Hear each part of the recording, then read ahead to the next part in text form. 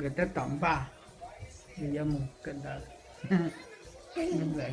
người ta tỏng ba người ta một cần đó ta xin nó này thì mua này ăn luôn bát phèn à nó làm bát phèn thế cả này luôn này này nhà anh nhà lúc làm một rau ta không chưa ô có pa là luôn đi xí này luôn có luôn bát phèn nên nát chỉ cho nữa ta xin nó nè nát chỉ cho nó vô từ mù nữa Ana mungkin dah apa-apa. chưa Ana mungkin dah apa-apa. Kalau jaket sisa kamu cerita apa? Aku malam mau dekat. Insyaallah. Nanti cah, nanti cah cucu. Người sinh người lu apa? Người mới là lu apa, đó chỉ lu thì trong lu tu là. Nhà yên sinh nhà lu gì nè, nhà yên sinh nhà lu apa rồi nè. Cucu. Nói cho nha, nói nha, nói cho cô su em mà phải thế gì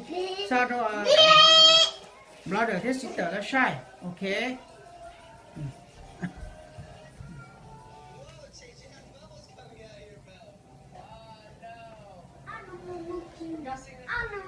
Nói cho đâu có mà đâu.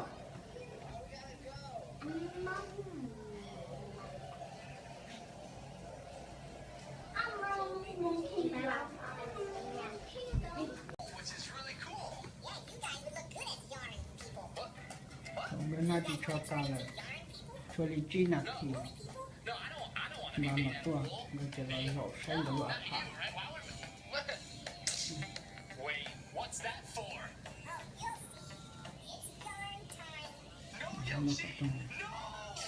bây giờ cũng mà đi thay cho mình dùng bán này đấy chỉ để trên tuần này chụp bỏ nè ok nên cả luôn nên một lá một tua chưa mẹ ê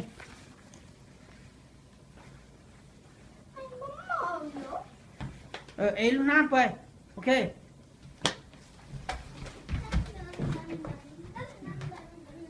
sớm là nè bye bye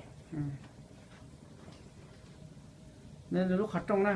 để bây lúc học trong để san đổ mua làm biển nhau san đổ theo cờ lúc học trong là cờ đồ chỉ san đổ bây nhau đổ tọt chế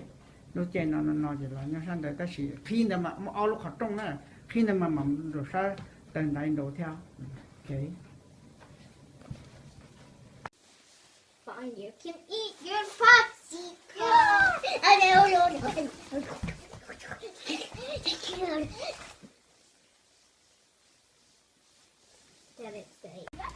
hỏi là phong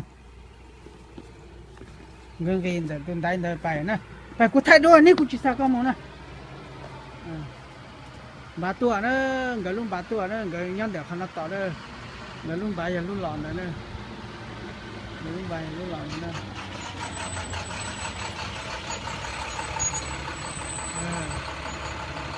luôn bà ơi